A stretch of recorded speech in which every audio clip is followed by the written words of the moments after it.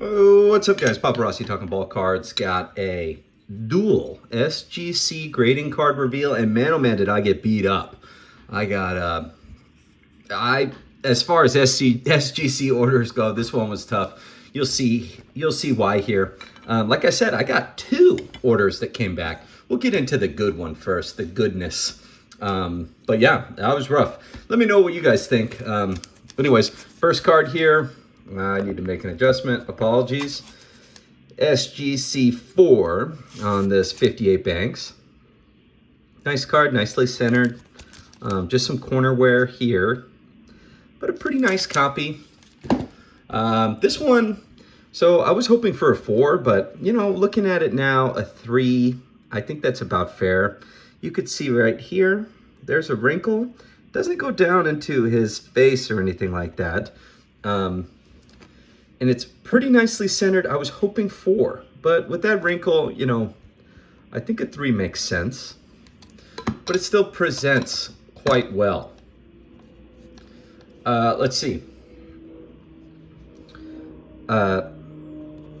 Pinson rookie, 58, gets a 6. And yeah, that's great. I was surprised. I mean, this one, the centering's a little off, corners, but anyways. Get a 6 there on the Pinson. I think he'll make the haul eventually. This card, I think this was graded accurately. Braves Fence Busters. Got a 6. This was in an old BVG 7. I don't have the old tag available, but I got this really cheap in a BVG 7, and I don't know, I just snapped it out of the BVG holder. So I think a 6 is about right for SGC. The centering is a little off here, so the image doesn't have the best focus. So this will be a target for an upgrade at some point. That one I'll make for sale. Here, trying to put together the Hall of Famers for the 57 top set. And first time owning this card, I think. Certainly the first graded copy, I believe. Got a 3, and that feels about right. The late Paul Harnog. I got a TTM through the mail signing by him a couple years back, and that was really cool. He passed away shortly thereafter. Anyways, here's where I start getting roughed up. 59 Clemente. Evidence of trimming. And man, you know, I measured this card. It still measures fine. If I had to guess, I would say it was trimmed along this edge, but there's no gap in the holder. And against another card, like a common, it's sized perfectly. So either like an oversized card was trimmed at some point, or I don't know. I got this at my local card shop, and they've always been really good to me. I think I paid $100 for this card. I think it was $100. They've always been really good to me. I've never had an issue with any of their cards. This one came back as trimmed. What would you guys do with an LCS vintage card purchase and it comes back trimmed?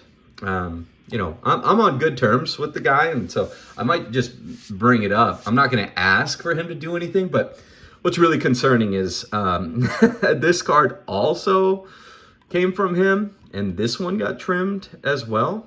And in all transparency, this Willie also, I bought these 3 at the same time from my local card shop.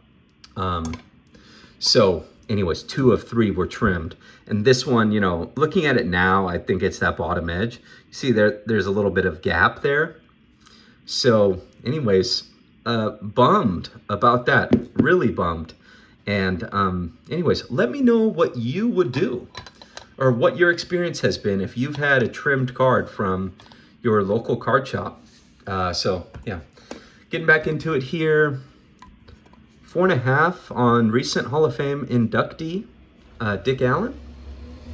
4.5, not bad. Happy with that. I got this at a different local card shop for $20. And so with him getting into the Hall, they've picked up a little better than that. This card, man, it measured a little small when I got it, but it still got a 6. Thank God. This is my first time owning this, and I know they're a disaster for minimum size cards. And this one, you could obviously see there's some gap in the holder, but they still said it was worthy of a 6, so I'm fine with that. You could see this scuff there. That's a pretty bad scuff. That's on the holder. That's on the holder. That is on the card. So it does have some scratching, has some corner wear. That corner is actually not that bad. That's usually the bad corner. That corner's a little rough. So yeah, 6 seems fair here. Anyways, that'll need an upgrade, and I don't know. Obviously not a vintage card, so not really like right up my alley, but that's fine. God, I can't remember where I got this. 64, Hank. I thought this one would do better. I don't see any major surface issues. Oh yeah, maybe that. I don't know if you guys, let me see if I can use some light here. You see that line? I don't even know if that's a corner wrinkle, but maybe that is. It's so faint. Yeah, looking at it really closely, that is a bit of a wrinkle, but damn, don't remember that being there. Anyways, this whole order just felt rough, and I think it just feels rough because of those 2 trimmed cards. So not putting anything on SGC. It's on me, you know, obviously. This was just a reholder, so no mystery here. Kurt Flood's going to get into the Hall of Fame too for what he did for the game. So this was a reholder in an old SGC 7, and it just got the same grade. So kind of per expectation. Oh man, I forgot about this one. This was a raw purchase. And I missed this card. I had this in a PSA 7 a long time ago, and I sold it. And this one came back altered. So you guys let me know what you think the alteration is. I am not sure.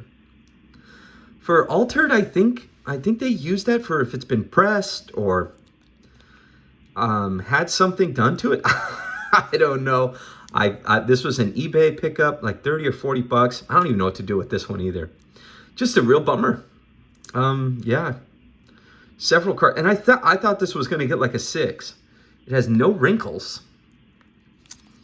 has some surface wear, but damn, yeah, I felt like I just got roughed up. Anyways, Quanah Parker.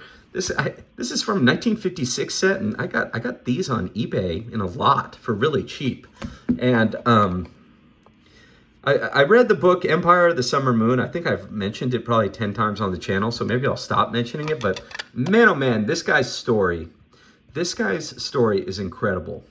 So obviously a Native American, and anyways, do yourself a favor, read that book. Really cool story. Oh, and this is Sitting Bull, like one of the most well-known Native Americans ever. You know, right up there with some of the other ones, but. Anyways, these look really nice from the 1950s. I got a whole bunch of them, and it was really cheap. They were very cheap. If you saw my recent PSA reveal, I sent in a couple of these 55 golden stamp cards, and a bunch of them got rejected as being trimmed by PSA. SGC did not agree on the Jackie.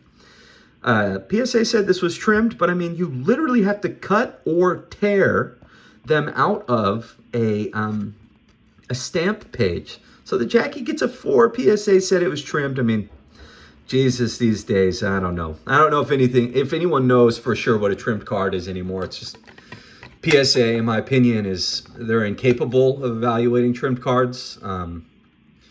They just can't do it. Anyways, on to order number 2. This was the 70s and 80s order, and you're gonna laugh at some of these cards. I broke some packs, some Topps packs of 82 Topps packs. Football. This got an 8.5. I thought it looked nice. I thought it was going to get a mint 9, but shoot, can't really complain. 8.5. Pretty cool. In action, Bradshaw there.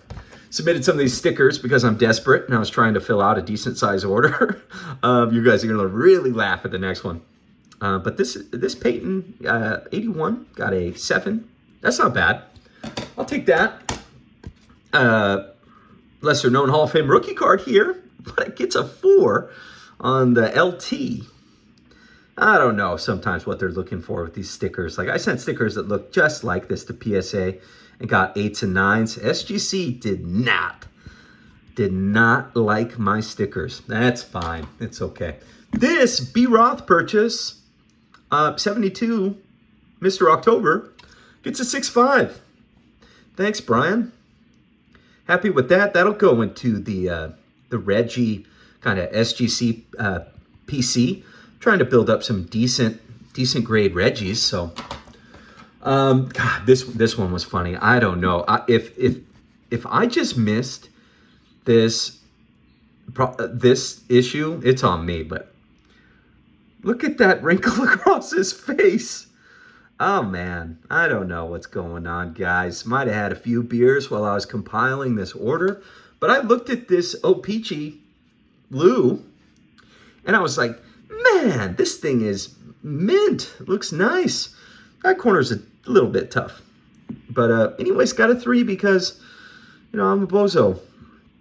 God, I really don't think it was there, but that one is on me, guys. Another one. So I just had a tough run of it with these 2 orders. This one I picked up at this gold and silver coin shop that's in my neck of the woods. It's a little out of the way, but this one was only $10. I was like, I'll get it graded. This is a $12 special that SGC was running. Gets a 5. This was also at that coin and card shop. And this one, okay, so I think this one's a bit on SGC. This one has like a very faint wrinkle that runs this way on the back of the card. And I almost thought about not submitting it. SGC gave it a 7.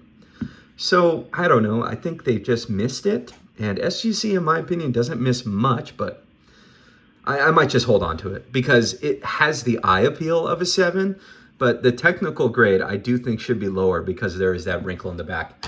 All right, now, you guys ready for a Pop 1, none graded higher? Yeah, it's in the big holder, so let me zoom out here. Kind of looks goofy, but okay, let's zoom out.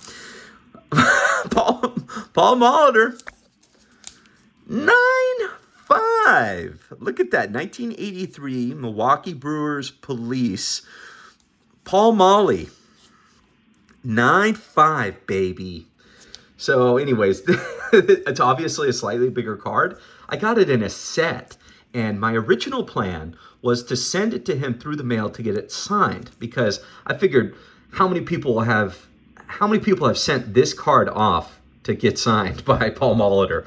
But then I looked at it closely and I was like, wow, this feels almost like it could gem. And I almost got it. I sniffed the gem mint and fell a bit short. Anyways, really hope you guys enjoyed kind of this oddball up and down order. Let me know what you guys would do with the LCS cards that came back as trimmed. Anyways, I will keep grading some cards. I got some stuff at SGC and PSA right now as we speak, and CGC. Anyways, Paparazzi, Talking Ball Cards, out of here.